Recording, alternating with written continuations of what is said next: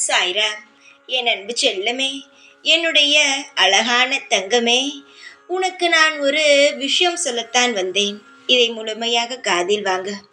உன்னை சுற்றி இருப்பவர்களுக்கு திடீரென்று தாழ்ந்து போனாலும், வீழும் பொழுதும் அழும் பொழுதும் அது அவர்கள் கர்ம வினையால் வந்தது என்பதை உணர்ந்து நீ அமைதியாக இரு. எதை பார்த்தும் நீ பயப்படாதே. நான் உன் அசைக்க முடியாத நம்பிக்கையோடு இருக்கிறேனோ அதுவரை உன்னை யாரும் தீண்ட நான் விடவே மாட்டேன். உனக்கு தீங்கும் வராது. உனது கரங்கள் கால்கள் திடப்படுத்தும்படி உன்னை நம்பி வருபவர்களுக்கு யாராக இருந்தாலும் மனப்பூர்வமாக உதவி செய். திரும்பி வரும் என்ற பலனை எதிர்பார்க்காதே.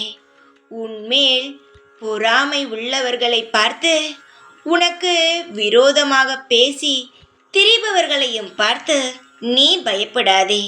என்னை மீறி யாரும் உன்னை நெருங்க முடியாது. இதான் நீ நினைப்பது அனைத்தும் நடக்கவே போகிறது. நேரங்கள் ஆனதோ வந்துவிட்டது. உன்னுடைய பாவ கர்மாக்கள் ஆனது முடிந்து விட்டது. தங்கமே, தைரியமாக எந்த முடிவாக இருந்தாலும் யோசித்து முடிவெடுத்து செய். நிச்சயமாகவே அதற்கான நற்பலன்கள் உன் வாழ்வில் கிடைக்கும். இந்த சாய் சொல்வதை நீ எந்த அளவு நம்புகிறாயோ அந்த அளவு உன் வாழ்வில் நிம்மதி கிடைக்கும். ஏனென்றால் நான் எதையுமே தேவையில்லாமல் சொல்பவன் அல்ல. நடக்க போகும் விஷயங்களை முன்பே வந்து சொல்பவன் தான் நான். அதனால் நான் சொல்வது எல்லாம் நடக்கவில்லை என்று நினைத்து தப்பாக கணக்கு போட்டு விடாதே. பிறகு நீதான் வருத்தப்படுவாய்.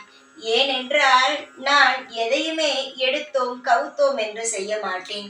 நீ கேட்டவுடனும் நான் அனைத்தையும் செய்து விடவும் மாட்டேன். உனக்கு அது உபயோகமா?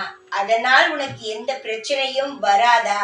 எல்லாம் நல்லபடியாக இருக்குமா என்று பார்த்து பார்த்துதான் அனைத்து காரியங்களையும் சுபத்துவமாகவே செய்வேன்.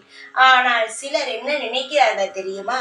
என் கோவிலுக்கு வந்துவிட்டு வீடு திரும்புவதற்குள் அனைத்து நல்ல காரியங்களும் நடந்துவிட வேண்டும் என்று. அப்படி எப்பேற்பட்ட தெய்வத்தை வணங்கினாலும் நீ என்னதான் செய்தாலும் நீ நினைப்பது அப்படியெல்லாம் நடந்து விடாது. காலம் நேரம் கைகூடும் பொழுது உன்னுடைய வாழ்க்கையில் அனைத்து சுபத்துவமும் நடந்து உன்னுடைய வாழ்க்கையை உனக்கு திருப்தியாக்கி தரும். உன்னுடைய அனைத்து விஷயத்திலும் நான் இருப்பேன்.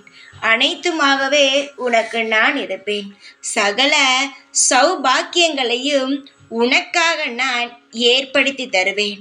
அதனால் கவலை இல்லாமல் மகிழ்ச்சியாக அமைதியாக இப்பொழுது இருக்கும் வாழ்க்கையை திருப்திகரமாக வாழ்ந்து வா. சீக்கிரமாக நீ எதை வாழ்வில் திருப்தி என்று நினைக்கிறாயோ, எந்த ஒரு விஷயம் உன் வாழ்க்கையில் நடந்தால் இப்பொழுதுதான் எனக்கு திருப்தியாக இருக்கிறது என்று நீ சொல்கிறாயோ அந்த விஷயமானது நடக்க ஆரம்பித்துவிடும். பொறுத்திரு. நிச்சயமாகவே உன் வாழ்க்கையை நீ ஆழ்வாய். தைரியமாக இரு. எப்பொழுதும் நான் இருப்பேன் உனக்காக. ஓம் சாய்ராம்.